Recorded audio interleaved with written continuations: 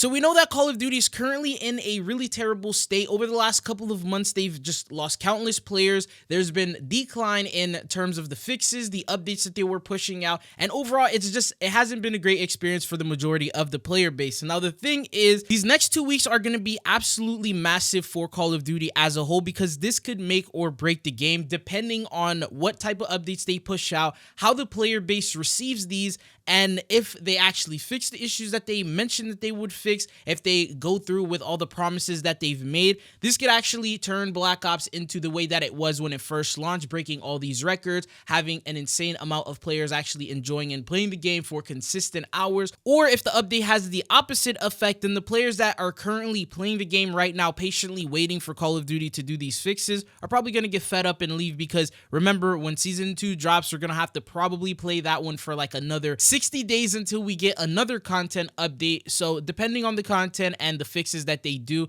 this is very important for Call of Duty and Black Ops 6 in general. Now, a couple of things is, first off, I am giving operator bundles to subscribers. If you want a chance to win, all you gotta do is comment down below your Activision ID and which operator bundle you want. If you end up winning, I'll add you and gift you the bundle of your choice. I'll have the next winner picked in a couple of days. A reminder, Call of Duty is going to be removing this following content permanently from the game this upcoming week. So we have the Squid Game crossover. That means all of the LTM modes across multiplayer, zombies, and Warzone are going to be going away, and I believe the event ends this upcoming week. So even before the actual Season 2 update goes live, this event will fully come to a close. That means all the rewards that you can unlock right now, if you haven't unlocked them, you have a limited time to get them. More than likely, the bundles, some of them, I'm guessing they're probably going to go away too when the crossover is finished. So the licensing and all that, they're not going to stay for long. And then also the following week after that, right before the Season 2 update begins, the Battle Pass will also come to a close. So if you have not yet completed the Season 1 Battle Pass,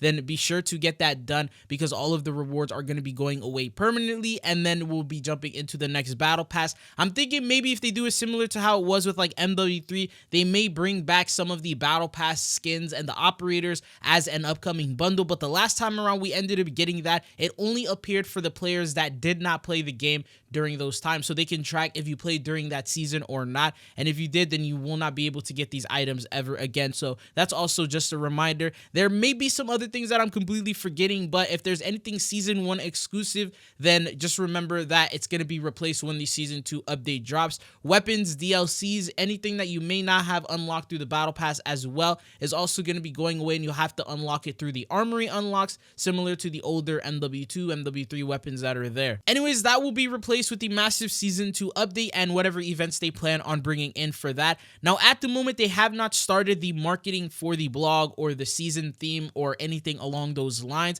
I believe that's because we are currently on a holiday, so MLK Day, Trump's inauguration as well, so they probably didn't want to market or advertise or promote anything at this time. I mean, it was the same thing last time around. There was a holiday and they didn't want to promote it at the time of the holiday. So I believe probably tomorrow or Wednesday, we're going to get our first official look at the Season 2 update. And last time around, it was accidentally posted. So Season 1 was posted a little bit earlier than it should have. They posted the official Warzone Area 99 trailer, also the key artwork for Season 2. I believe it was like the Call of Duty New Zealand account or the Australia one, and they accidentally posted it, and then around like 10-20 minutes later, they went ahead and deleted it. So you never know, maybe this time around either PlayStation or Xbox or any of the platforms could go ahead and leak the season early. That typically will start happening around this time as well. Sometimes people even think that Call of Duty does it on purpose. Anyways, there's a major reason for why this update is as important as it is. Usually content updates are just content updates. There's just new things added to it. But the problem is the game is currently facing so many issues that Call of Duty can't necessarily add content and I think it's like a band-aid to a massive problem. So they have to go in and work and make some fixes, and that's what they told us they would do with the community blog post. Now, there's some good and there's some bad news to this, because let's start with the bad news first, is they do this every single time. So Charlie Intel even kept records of this. During Vanguard in January 2022, there was the same exact problems and issues. Players were not playing the game as much. They were losing the player base, and they literally posted a message to the community. They said, a message to our community. We wanted to take a minute to talk about fixing the game. We hear you and we feel your frustrations. Our teams are hard at work addressing the issues that are being experienced across Vanguard, Warzone, and Modern Warfare. Updates are being deployed as quickly as possible. We want everyone to have a seamless experience no matter which game mode, or platform you play on. Your feedback is a critical part of our development process to make our games the best they can be. Stay posted for real-time updates, and for the most frequent ones, make sure you're following. Now, that was back in 2022. The next year after that, in 2023, they ended up doing the same thing after coming back from the holiday break on January 18th. They posted saying Season 2 will be launching on February 15th. Stay tuned for additional intel, and basically they confirmed that the season was delayed a whole extra month, and they said Season 2 will be launching on February 15th. Our studio teams have been making several changes based on what we have heard from our player community. Season 2 includes all new content with the return of Resurgence and a brand new small map for Warzone 2.0. Rank play is also back and coming to multiplayer and MW2, along with new multiplayer maps, modes, weapons, and much more. And then stay tuned for that. So in the year of 2024, they actually did a really good job. Sledgehammer was actually putting in work with Modern Warfare 3. There was really no problems, no issues. The player base was the happiest that it could be, so there was nothing to apologize for or do a community update for. And then here this year for Black Ops 6 on January 17th, they went ahead and made that post almost exactly 2 years from Modern Warfare 2. So you guys see this loop that Call of Duty always puts us in, where the first couple of months the game is absolutely broken, then they apologize, and then they work on making fixes and doing things that should have been there at the launch of the game. And here's where the good news comes in. They usually do fix the problems. I'll give them that, although it does take quite a while. By the end of the life cycle, the game is working in a much better way. It's fixed all the patches, all the issues, all the problems are usually cured by then. The only exceptions are obviously skill-based matchmaking and the shadow ban system, and that's something that the devs cannot really do anything about. That's more of like Activision upper level department. So basically around 6 months into the game, they do fix everything that the game is struggling with. So it's pretty interesting seeing how Call of Duty goes into this loop, and the one thing that actually broke that loop was Modern Warfare 3. So the hopes was that since Modern Warfare 3 didn't have any of these problems, they provided some of the best events,